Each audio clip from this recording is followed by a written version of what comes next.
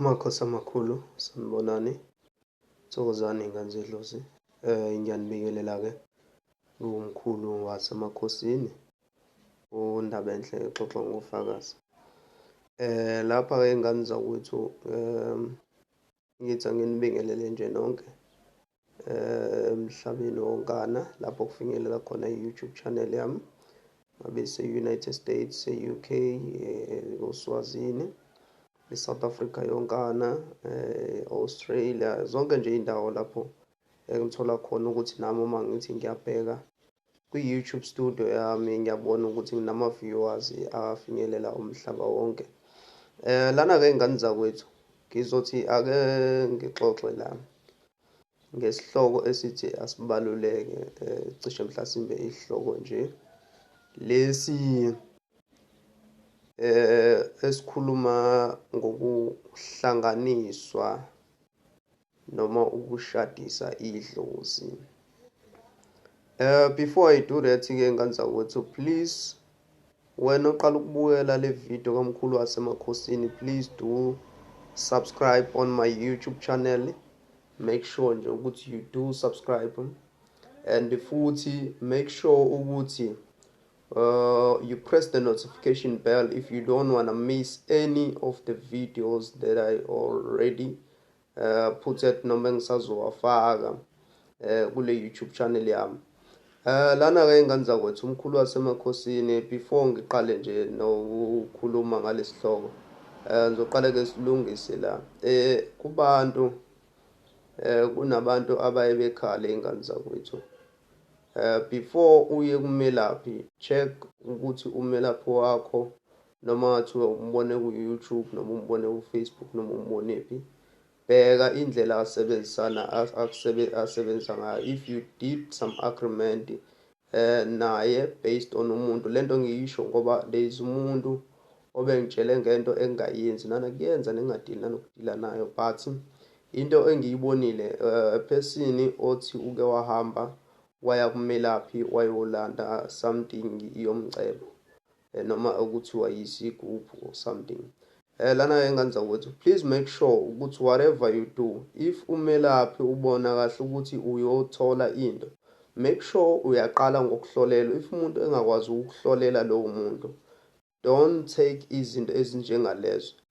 First of all, there are some questions okufanele ukwazi ukuwabuza ey'ntweni ezisuke ezinjengalezo. Umelaphi ungesabi ukumbuza, and if you get to the point ukuthi into yakho ayizange ize yenzeke, there are some terms, there are some things in organizations ongaya kuwo just to report the case. Uhambe nje uye emhlanganweni abelaphi ezendabuko, cause I found out ukuthi umuntu into yakhe abemnikeze yona ayisamsebenzeli, some sort of that.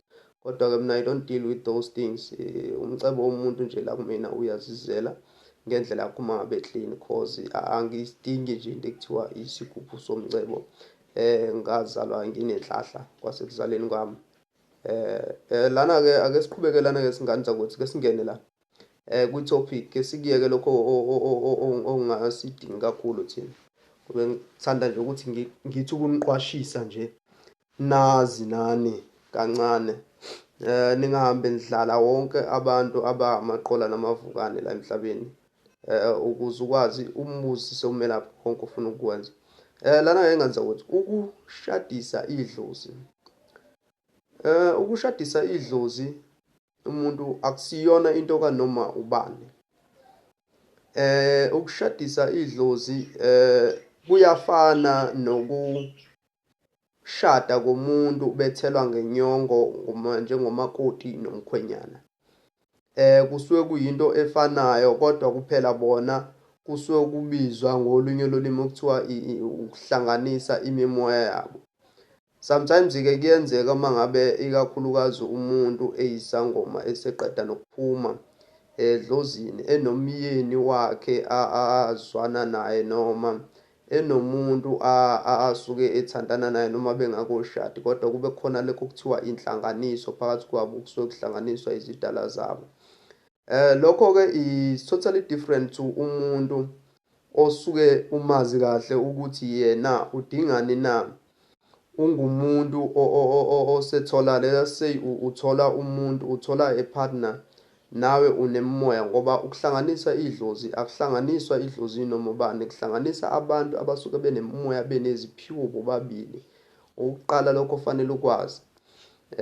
Kunendlela-ke eyayenziwe besides le kade ngisho ukuthi umuntu kuyaye kube khona nembuzi ethize eyayihlanganisa uma kuwukuthi isangoma suke sanokuphuma edlozini suke sathwasa. Kuyaye kube kubizwa kuthiwa imbuzi yenhlanganiso. Kuba ngoma lokho kwehlukile. Kukhona-ke enye indlela yokwenza uthola ukuthi-ke usutholele wazifona-ke umuntu ozwana naye ngokobulili, ngokobudlelwane bakho. Kwase kuthola ukuthi-ke ningakoshadi, noma-ke wabanye abantu sebeshadile, kuyadingeka ukuthi la emoyeni yenu, angazi-ke kodwa ukuthi kungadingeka kanjani, kodwa uma kungenzekanga ukuthi imimoya yenu namadlozi enu ahlanganiseke ngendlela ethize, kuba khona-ke indlela. Le ndlela-ke engiyishoyo ibizwe imiselwa isimo sezinkamba ezithize zokuthi nina nihlanganise, kuthiwa kushadiswa imimoya phakathi kwenu. Kube khona isimo sesenzo esenziwayo kini nyokulume. Kuyadependa ukuthi umuntu indlela yokuhlanganiswa kwemiswe kanjani, umuntu ulalele kanjani, kodwa imvamisa kuyaye kumiswe izinkamba. Ngizukugcila kakhulu nokuthi kwenziwa kanjani.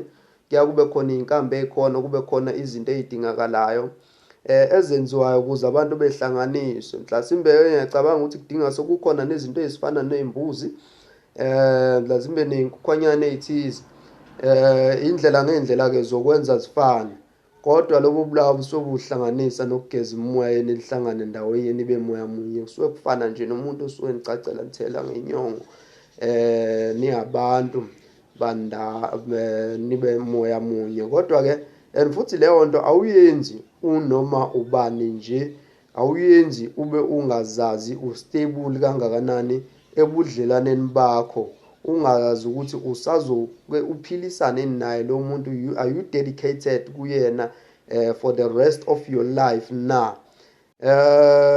Yabona izinto ezinjengalezo zidinga umuntu okwaziyo ukujula, nowaziyo ukuthi impilo yakhe usuke seyazi ukuthi uyaphi. Akazi ukuba umuntu ozobheka ukuthi uthatha nje nombani umuntu ombonayo, right? Abanye abantu baphila ngokuthi baye beboniswe ke Nkosi yami. Uthola ukuthi ubonisa umuntu wakho, although nalapho that's another topic esazobe sikhuluma ngayo ngamanye amalanga, because I think you guys have made me proud. You've hit the 1,000 subscribers and I'm still going forward.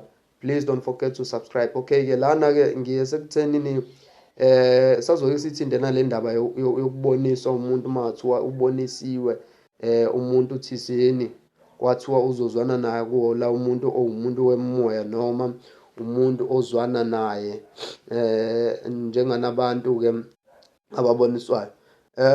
That's another topic for another day. Nganza kwethu ukushadisa idlozi akusiyona into nganombani, umuntu osuke sezazi ukuthi ufunani. Ngizokuphinda nje lokho, and futhi kunezindlela ezihlukene zokwenza lokho. Besides indlela esengiyibalile, just to make you clear ukuthi uzwe, esengiyibekile ukuthi umuntu uma ngabe isangoma siphuma, uma ngabe ungahlanganiswanga kanjalo ngalelo la, kuyenzeka-ke sometimes uthola ukuthi kudinga ukuthi imimoya yenu ihlanganiswe, kutshelwe amakhehla nezalukazi ukuthi bakithi ake nikwazi ukuthi nihlangane nithobelane neziphiwo zenu nikwazi. Kodwa-ke that's only for matured person or matured people abakwazi ukwenza nabahlangane ngesimo esinjengalezo.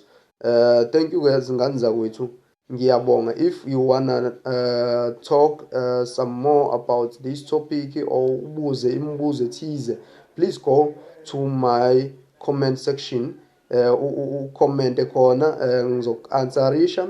If ngeke ngikwazi futhi uku-answerisha ngondendende oluningi lemibuzo, I will do a video just to make sure ukuthi you guys get the clear information, cause isikhathi esiningi lo muntu ohlezi busy, anginaso isikhathi sokuthi ngibe kwi-camera most of the time. Thank you guys for hitting that 1,000 subscribers. Please continue to watch my videos every time. Ngiyakuthakasela ukunginika umdlandla nomfutho lokho. Kuyabonisa ukuthi kusho ukuthi lo nto engisuke ngikhuluma kunina isuke iyisiminya, isuke iyinto eyenza isense kunina. Okunye-ke ngani zakwethu, if you do get one of my numbers, please ask for another one and make sure ukuthi uyayifonela zombili, because kuyenzeka uthola ukuthi kusebenza inamba eyodwa ukuyifonela. Kulabantu baka-WhatsApp, make sure ukuthi wena wa-WhatsApp, I don't save numbers anymore, and ngiphendula ekuseni nantambama before umuntu ngiyolala, if ngisitholile ithuba lokuthi umuntu nguphendule leyo mbuzo wakho naleyo mpendulo yakho ngosiza. Please do engane zakwethu, make sure that you ask for i-location wena osukuhamba ngemoto, wena osukuhamba ngelokhuzana zokusendela i-location plus negama lesitobhi.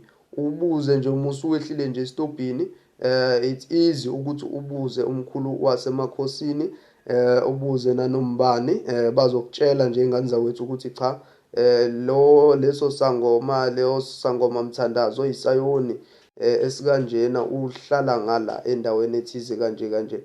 Ngiyacela ke ngane zakwethu, please do make sure that you do subscribe. Thank you for watching this video up until the end. Makhosi, amen.